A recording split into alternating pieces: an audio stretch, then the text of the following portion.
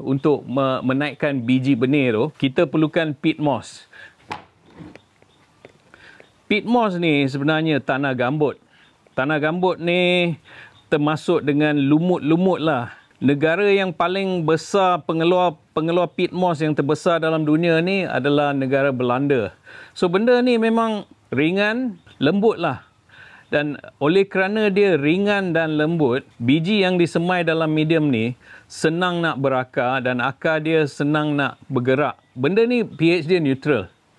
Memang tak asid, memang tak alkali. Nutrien dia pun tak seberapa banyak lah. Dia lembut satu. Nombor dua, dia boleh pegang air. Kalau permukaan di atas dah kering, benda ni akan ada air untuk biji bertumbuh lah.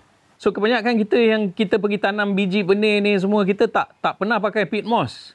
Mula-mula bila saya mula menanam biji-biji ni, saya pun rasa kenapa dia tak naik? Kadang-kadang 50% je yang naik kan. So saya pergi belajar lah. Bila saya belajar, saya dapat yang peat moss ni paling penting lah. Kalau tak ada benda lain dekat sini pun, saya rasa paling penting sekali peat moss.